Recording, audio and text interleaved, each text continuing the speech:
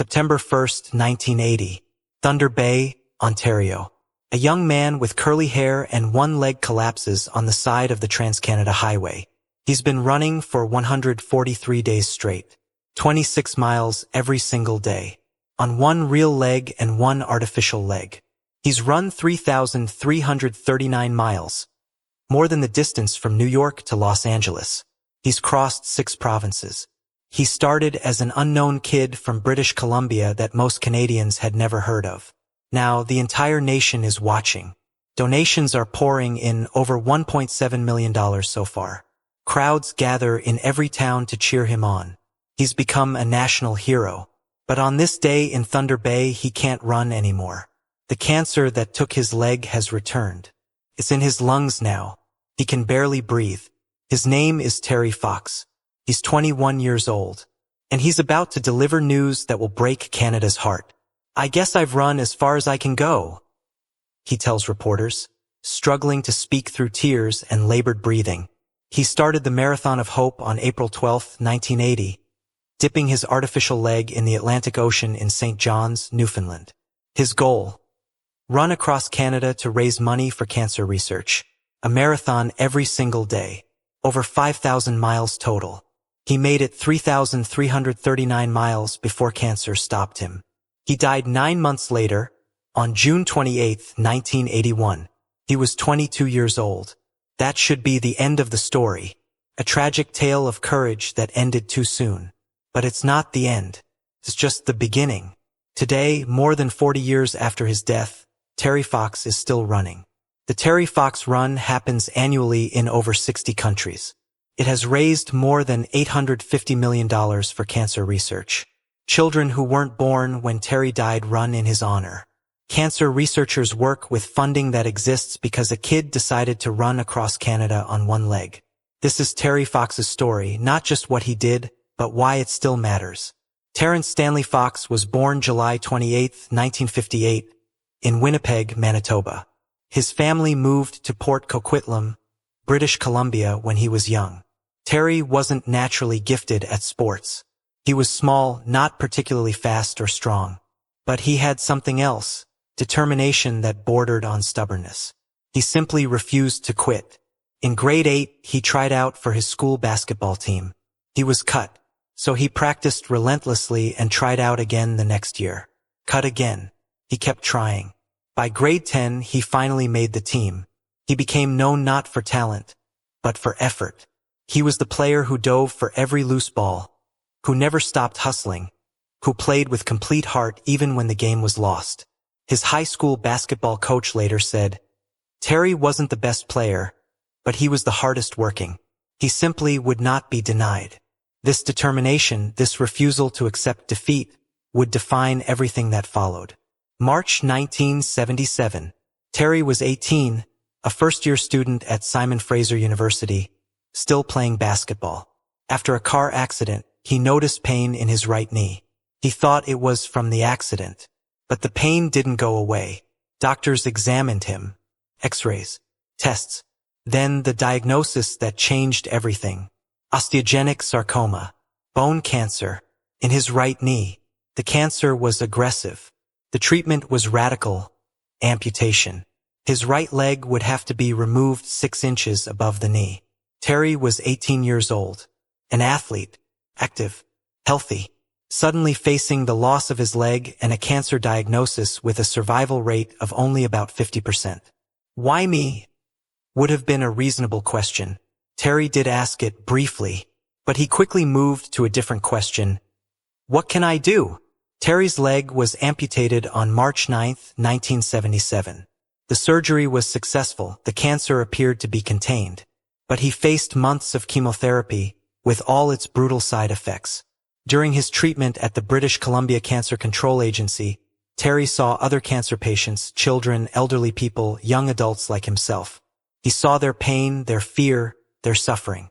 He saw how devastating cancer was, how much more research was needed. And he had an idea. A crazy, impossible idea. In the hospital, he read about Dick Traum, the first amputee to complete the New York City Marathon. If an amputee could run 26 miles, Terry thought, maybe an amputee could run across Canada. not to prove he could do it, not for personal glory, but to raise money for cancer research, to raise awareness, to give meaning to his own cancer experience by helping others. He set a goal: raise $1 million, $1 from every Canadian. It seemed impossible, but Terry Fox didn't accept impossible. After his chemotherapy ended, Terry began training. He had to learn to walk with a prosthetic leg first, then run.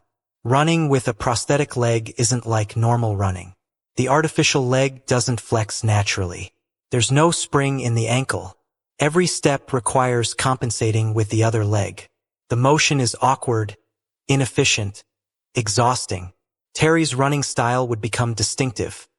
A hop-step rhythm, landing hard on his prosthetic leg, pushing off with his good leg. It looked painful because it was painful, but it worked. He trained for 14 months. He ran every day, gradually increasing distance. He ran through rain, through cold, through pain. His stump often bled inside the prosthetic. His good leg ached constantly from compensating. He eventually worked up to running a full marathon, 26.2 miles. Then he kept going. He needed to run a marathon every single day across Canada. His body had to be ready for that. By early 1980, Terry was ready. He'd arranged a route across Canada. He'd gotten minimal sponsorship, a van, some equipment, moral support. Most organizations he approached thought his plan was crazy and refused to help. He didn't care. He was going to do it anyway. St. John's, Newfoundland, the easternmost point of Canada. Terry dipped his prosthetic leg in the Atlantic Ocean, a symbolic gesture. When he reached the Pacific Ocean in British Columbia, he'd dip it again. That was the goal. His support team was minimal. His friend Doug Alward driving a van, carrying supplies and camping equipment. That was it. No media attention, no crowds, no fanfare. Terry started running. The first day, few people noticed. Just a young man with one leg, running along the highway. The beginning was brutal. Newfoundland in April is cold, windy, often snowy. Terry ran through sleet and snow. Some days, almost no one knew who he was or what he was doing. He'd stop in small towns, give interviews to local papers and radio stations, collect donations. Often just a few dollars. Sometimes nothing. His routine: wake up early, stretch, run a marathon, 26 miles, stop for the night, rest, repeat. Every single day. No days off. No matter the weather. No matter how he felt. The physical toll was immense. His stump blistered and bled. His good leg developed shin splints from the constant impact. His artificial leg chafed constantly. He developed cysts. Every step was painful. But he kept running. As Terry moved through Newfoundland and into Nova Scotia, word began to spread. Local media covered his run. People started lining the roads to cheer him on. Donations increased. By the time he reached Quebec, he was getting national attention. CBC News featured him. Newspapers published stories. People began to understand what he was attempting. And why. Terry wasn't just running. He was running on one leg. A marathon every day. To raise money for cancer research. Because he'd had cancer himself. The story was irresistible.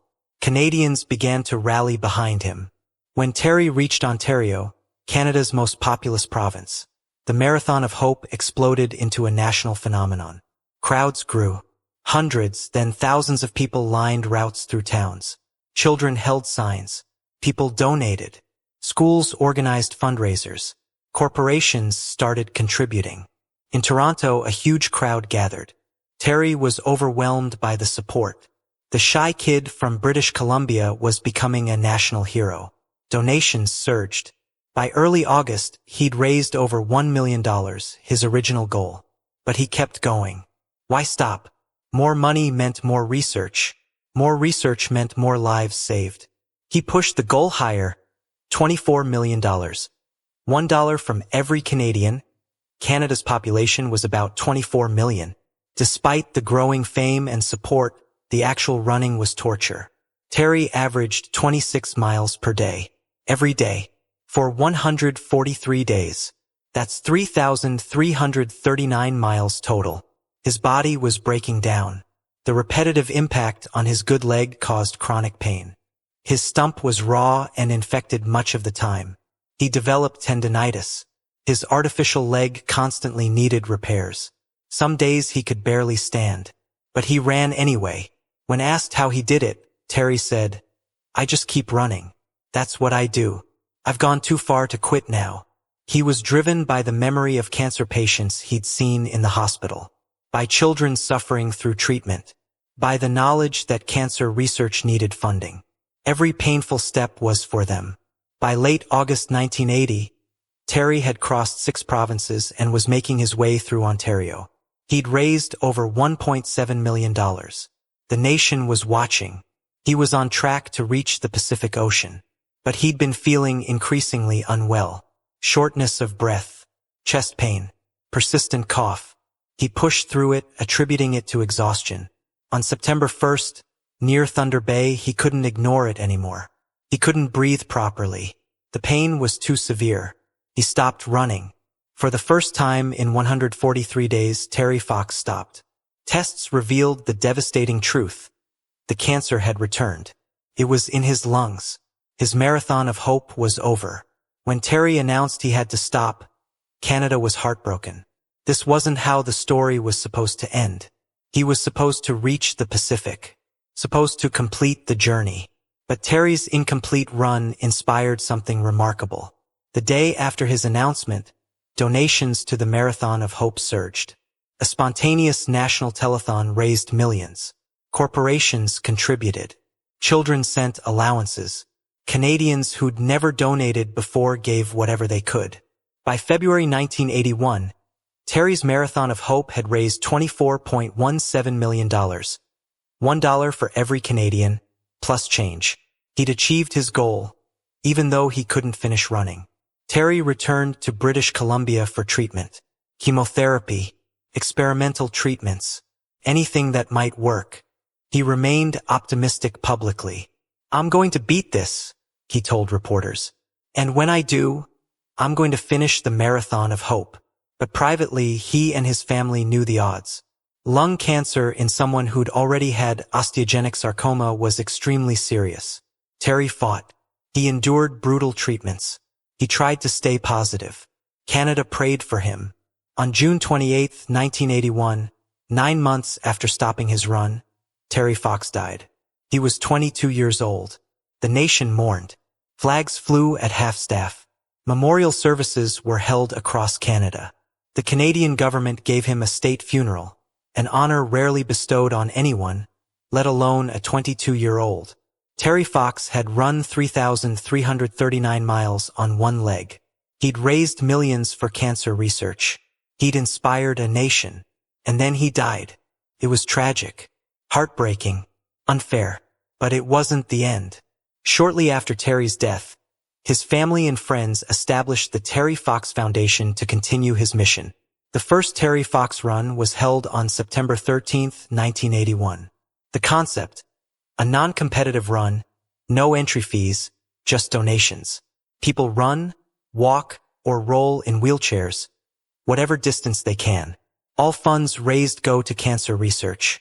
The first run raised $3.5 million. Today, the Terry Fox Run happens annually in over 60 countries. It has raised more than $850 million for cancer research. It's the world's largest one-day fundraiser for cancer research. Terry Fox wanted to raise $1 million. His legacy has raised nearly 1,000 times that. The Terry Fox Run has raised over $850 million. That's enormous. That money has funded countless research projects, contributed to cancer treatment advances, saved lives. But Terry's impact goes beyond the money. He changed how Canadians think about cancer. Before Terry, cancer was something people whispered about. After Terry, it became something to fight publicly, to raise awareness about, to fund research for. He showed what ordinary people can achieve. Terry wasn't a professional athlete. He wasn't wealthy or famous. He was just a kid who decided to do something impossible and did it. He demonstrated the power of determination. Every person who's ever faced something difficult and thought, if Terry could run across Canada on one leg, I can do this, has been touched by his legacy. In Canada, Terry Fox isn't just a hero, he's a national symbol. Canadian schools teach about him. Children learn his story. The Terry Fox Run is a cultural institution. His face has appeared on currency and stamps. Why does he resonate so strongly? Maybe because his story embodies something Canadians value. Quiet determination, modesty, selflessness, perseverance. Terry didn't seek glory. He sought to help others. He didn't boast or seek attention. He just ran day after day because it needed to be done. That resonates with the Canadian self-image.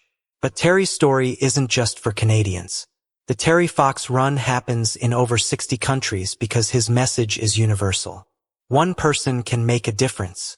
Ordinary people can do extraordinary things. Personal tragedy can be transformed into purpose. Limitations don't have to define you. Terry had every excuse to give up. Cancer, amputation, a prosthetic leg, pain, exhaustion, skepticism from others. Any of those would have been reasonable reasons to quit. He didn't quit. He ran 3,339 miles. And even though he didn't complete the journey, he achieved something greater than finishing. He started a movement that continues decades after his death. The money raised by the Terry Fox Foundation has funded hundreds of cancer research projects. While it's impossible to quantify exactly how many lives have been saved, the impact is real and substantial. Treatments developed with funding from Terry's foundation have helped cancer patients worldwide. Research into osteogenic sarcoma, the cancer Terry had, has improved survival rates. Terry wanted his suffering to mean something. He wanted his experience with cancer to help others. The research funded by his legacy has done exactly that. There's a question that haunts Terry's story. What if he'd survived? What if the cancer hadn't returned? What if he'd finished the marathon of hope? Would his legacy be as powerful? Would the Terry Fox Run have become what it is? Maybe not. Maybe his death, tragic as it was, crystallized his story, made it unforgettable, turned him from an inspirational runner into an eternal symbol. We'll never know what Terry would have achieved if he'd lived. But we know what he achieved in 22 years. He changed a nation, inspired millions, and created a legacy that has raised nearly $1 billion for cancer research. Not bad for a kid who was cut from his grade 8 basketball team. On April 12, 1980, a 21-year-old with one leg dipped his prosthetic in the Atlantic Ocean and started running west. Most people thought he was crazy. Run across Canada? On one leg? Impossible. Terry Fox didn't believe in impossible. He ran for 143 days. He ran 3,339 miles. He ran until cancer forced him to stop. He raised $24 million. He inspired a nation. He died 9 months later at age 22. And then something remarkable happened. His run didn't end when he stopped. His legacy kept running. Today, over 40 years later, millions of people run in his honor every year. Over $850 million has been raised. Cancer research continues because a kid decided one person could make a difference. Terry Fox wanted to raise $1 million, $1 from every Canadian. He raised that and then 850 times more. He wanted to contribute to cancer research. He's funded hundreds of projects. He wanted his experience with cancer to help others. It has helped millions.